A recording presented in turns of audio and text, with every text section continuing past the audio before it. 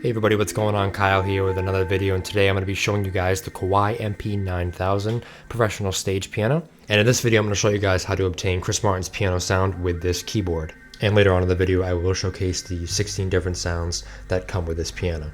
Because of course it is just more than one sound on this piano, and they do sound really good as well. But the main selling point for me was of course Chris Martin's piano sound, but we'll get to that a bit later. Now, just a warning as well, I'm going to be rambling on a little bit here on how to get the sound, a couple different ways, and my personal experiences with the piano. So if you don't care about that and you just want to hear it, I will put in the description below a timestamp where you can just click that and go directly to hearing the piano. But if you stick with the entire video, I really appreciate it. And now I'm just kind of going to give you a brief overview on why I'm making a video specific to this piano and why it's important if you have no idea what I'm talking about. So the reason this keyboard is so important if you're a Coldplay fan is because this is one of, if not the first piano that Chris Martin bought back in the day. And it's got Chris Martin's distinct piano sound on it. This of course is the sound he's used for all of Coldplay's career. Some people have said that it's changed a bit throughout time. I'm not sure if that's true or not, but either way he still uses a variation of this exact sound today. So now I'm going to go across the piano and show you how to get this exact sound if you have this exact piano. That being said, I will talk about later on in the video how to get the sound if you don't have this piano and you want the sound. So before I show the settings on this thing, I'd like to give proper credit to Gabriele. I hope I'm saying that correctly. I will link his video in the description down below. And he actually came out with a video of this piano a few months ago showing how to get the sound on it. And without his video, I never would have known how to replicate this sound, or I would never have bought this piano to begin with. So big thank you to him. That being said, I'm going to go ahead and go across and show you the settings as well, just like he did. So I got it on piano setting 2 right here. I've got the reverb on. And I've got the EQ on with the knobs turned pretty much to exactly where he recommended to turn them. You can probably mess around with it and maybe get a little bit closer, but to me this sounds perfect. Now coming over here, I'll be honest, I'm not really sure what these do, but I've got the far left all the way down and then the other 3 all the way up. And then I've got everything off except for the second from the left. I have both the uppers on. And that's really all it takes to replicate this sound. So if you have this piano right now or you're going to get it in the future, now you know exactly the steps you need to take in order to replicate it as close as possible. That being said, if anyone out there has a chance and comes across this on either eBay or Craigslist or anything like that, I definitely recommend picking it up if it's in good condition. Not only does this thing have Chris Martin's piano sound, but it's one of the best keyboards I've ever played. My old keyboard, the Yamaha DGX 640, it's a great keyboard, but the keys, although they're weighted, they're just plastic and they are a lot lighter compared to this one.